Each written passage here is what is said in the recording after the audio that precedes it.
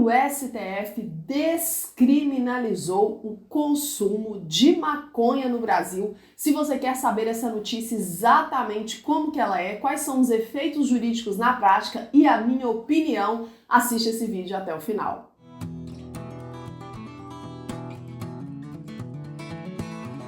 Olá, seja bem-vindo ao meu canal. Já deixa um like se você gosta dos meus conteúdos, faça sua inscrição e não esquece de mandar este vídeo para aquele amigo ou para aquela amiga que tem curiosidade de entender melhor sobre este assunto. Gente, um tempão que eu não aparecia por aqui, né, para poder gravar notícias do universo jurídico para vocês, mas diante dessa decisão do STF que impacta tanto, né, nas questões relacionadas aos direitos humanos, eu já até tive uma disciplina na especialização em saúde mental em que eu falava sobre como que era o tratamento jurídico, né, dado para a droga na sociedade hoje, eu não tive como não vir aqui comentar. Então, a notícia é o seguinte, tô lendo aqui do site da CNN Brasil, vou colocar o link aqui para você conferir aqui embaixo, e a notícia é: STF define limites de 40 gramas de maconha para diferenciar usuário de traficante. Gente, antes de eu comentar a notícia propriamente dita, eu preciso esclarecer duas coisas aqui. Eu acho que essa decisão do STF de descriminalizar o uso da maconha foi acertada. Antes que brote hater do rejunte me xingue aqui, deixa eu explicar direitinho a minha posição. Olha só, eu sou mãe de família.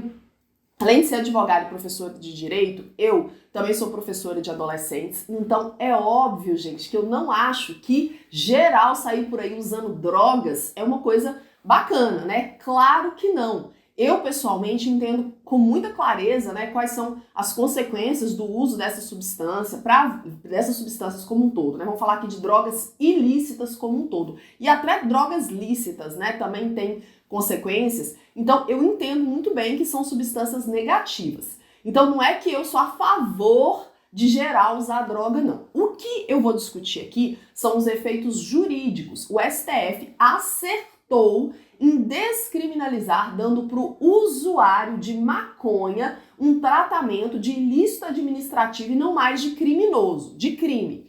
Então, é o segundo ponto que eu quero esclarecer aqui. Tem uma diferença entre legalizar e descriminalizar. A maconha está legalizada no Brasil? Não tá, não.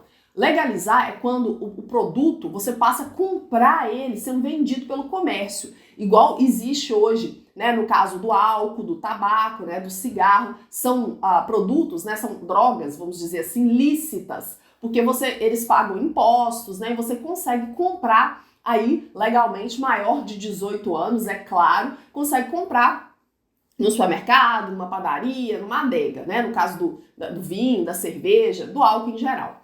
A descriminalização continua sendo proibida a venda, mas quem é pego usando, né, com porte de até 40 gramas de maconha, o usuário de maconha não é mais considerado um criminoso e não é mais enquadrado na lei de drogas, que eu já comentei aqui embaixo. Eu já gravei um vídeo sobre essa lei, vou colocar o link aqui embaixo para você. Então eu vou ler a decisão do STF, vou comentando, deixando claro a minha posição, que uma coisa é você ser a favor de liberar as drogas geral, né? Sabendo, por exemplo, que adolescentes vão ter contato com essa substância, não acho que seja o caso. Outra coisa muito diferente é você entender que o tratamento jurídico dado para quem usa não pode ser o mesmo do tratamento jurídico dado para quem trafica. E foi nesse sentido, né, que a decisão do STF caminhou.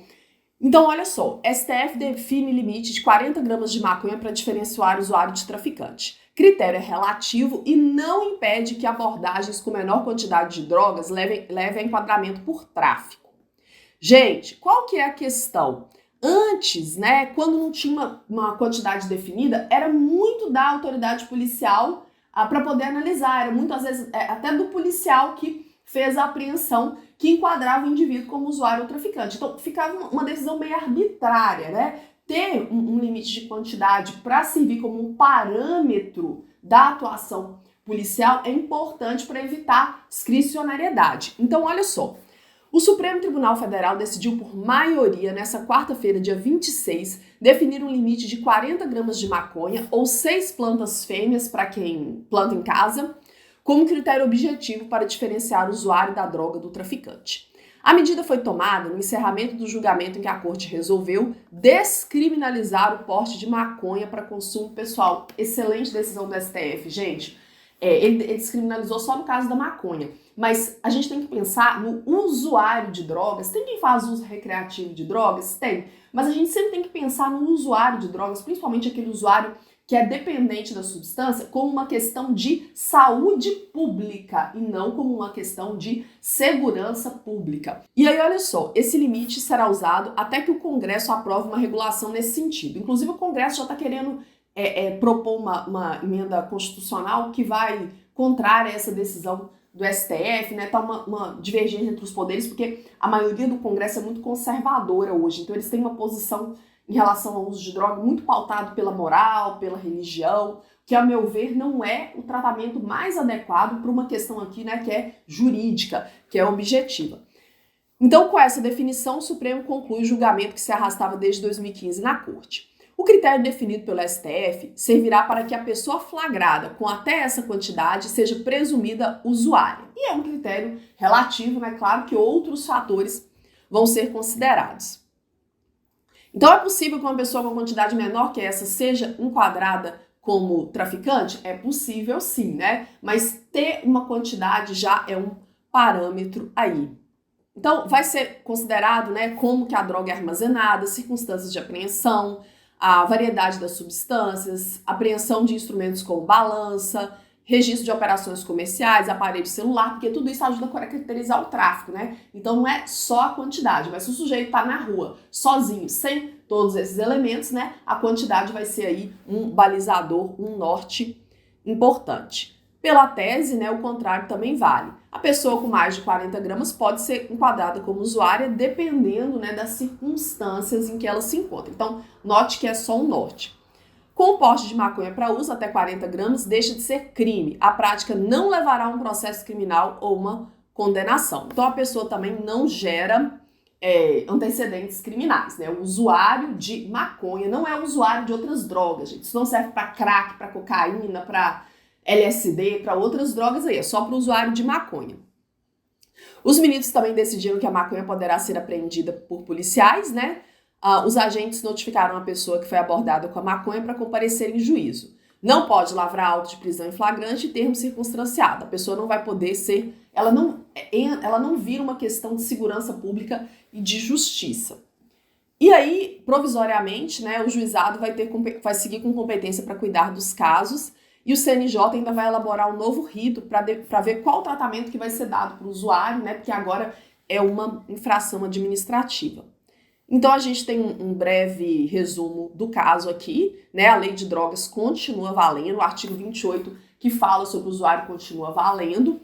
E para poder resumir para vocês, eu peguei isso aqui na internet, ó, desse portal aqui, Memes Jurídicos, ó, para a gente poder finalizar pontos importantes sobre a decisão do STF sobre a maconha. Aliás, já comenta aqui se você concorda, se você discorda, sem reiterismo, ok? Vamos comentar de uma forma civilizada. Então, olha só, pontos importantes sobre a decisão do STF. O porte de maconha para consumo pessoal foi descriminalizado, mas não foi legalizado. No início desse vídeo eu explico a diferença. Não é mais um ilícito penal, mas continua sendo ilícito administrativo, ok? Apenas o porte de maconha foi descriminalizado. O porte de outras drogas para consumo pessoal, como cocaína, continua sendo ilícito penal. Então, cocaína, crack, LSD e por aí vai, continua sendo ilícito penal. E por ter sido descriminalizado, né, o porte para consumo pessoal não gera mais maus antecedentes. E o artigo 28 da Lei de Drogas não será abolido, né, porque continua sendo crime o consumo pessoal de outras drogas. Palmas para o STF, avançou muito nessa discussão, é uma discussão jurídica de direitos humanos que envolve questões de saúde coletiva, né, muito mais do que de segurança pública, e vamos seguir com essa discussão aqui, só que de uma forma objetiva e civilizada. Um grande abraço e até mais!